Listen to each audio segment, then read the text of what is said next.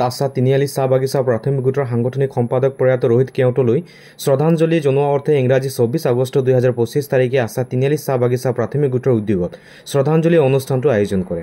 অনুষ্ঠানটোত আশা কেন্দ্ৰীয় সমিতিৰ প্ৰচাৰ সম্পাদক মিথুৰাজ কিস্কু, ডিব্ৰুগড় জিলা সমিতিৰ প্ৰচাৰ সম্পাদক মিখেলপূৰ্তি, আশা নাৰগুটি আঞ্চলিক সমিতিৰ সভাপতি অজয় গোৱালা, সহ সম্পাদকদ্বয় কেলমেন চাউৰিয়া, চাউণ্ড কৰ্মী, সাংগঠনিক সম্পাদক বিশ্ৰাম মৰিয়া, ক্ৰিয়া সম্পাদক তৰুণ নায়ক, তিনিআলি চাহ বাগিচা প্ৰাথমিক গোটৰ সভাপতি শিৱ তাঁতী, সম্পাদক শচীন বাউৰীসহ কেইবাজনো আশাৰ কাৰ্যকৰ্তা ও স্থানীয় ৰাইজ উপস্থিত থাকে।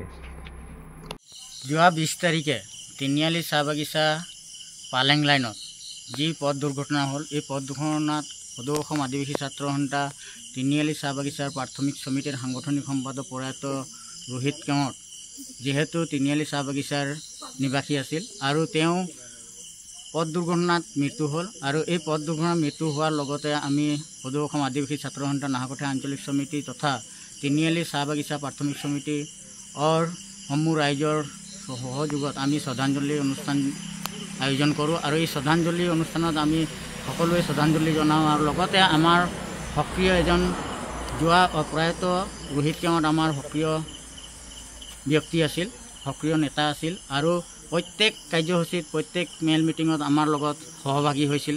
আৰু আমি আজি শ্ৰদ্ধাঞ্জলি কাৰ্যসূচীত আমি যিহেতু তেওঁক শ্ৰদ্ধাঞ্জলি জনাওঁ আৰু লগতে তেওঁ আমাৰ মাজত আজি নাই, কিন্তু আমাৰ অন্তৰত আজিও আছে বুলি আমি বিশ্বাস কৰিছোঁ। আজি সদৌ অসম আদিবাসী ছাত্ৰ সন্থা নাহৰকটীয়া আঞ্চলিক সমিতিৰ অন্তৰ্গত তিনিআলি চাহ বাগিচা যি প্ৰাথমিক গোট, এই প্ৰাথমিক গোটৰ সাংগঠনিক সম্পাদক প্ৰয়াত ৰোহিত কেওটৰ আজি শ্ৰদ্ধাঞ্জলি অনুষ্ঠানত মই জিলা সমিতি আৰু তথা কেন্দ্ৰীয় সমিতিৰ হৈ উপস্থিত থাকোঁ।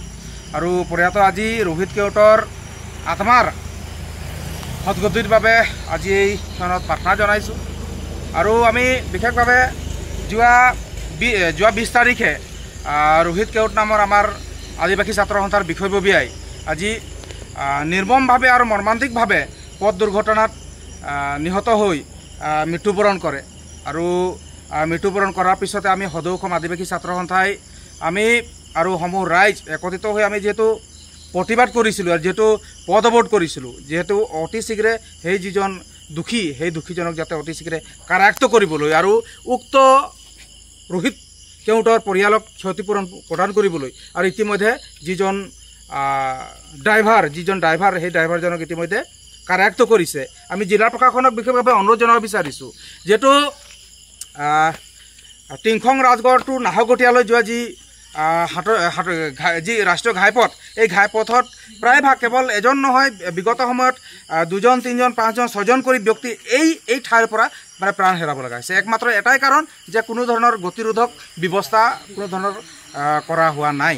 সেয়েহে আমি বিভাগীয় কৰ্তৃপক্ষক অনুৰোধ জনাব বিচাৰিছোঁ আজি এই শ্ৰদ্ধাঞ্জলি অনুষ্ঠানৰ জৰিয়তে অতি শীঘ্ৰে যাতে আমাৰ এই টিংখং ৰাজগড় টু নাহৰকটীয়ালৈ যি ৰাষ্ট্ৰীয় ঘাইপথ, এই ঘাইপথত যাতে অতি শীঘ্ৰে গতিৰোধক ব্যৱস্থা গ্ৰহণ কৰে, তেতিয়াহে আমাৰ সৰ্বসাধাৰণ ৰাইজ তেওঁলোকে সুৰক্ষিত অনুভৱ কৰিব।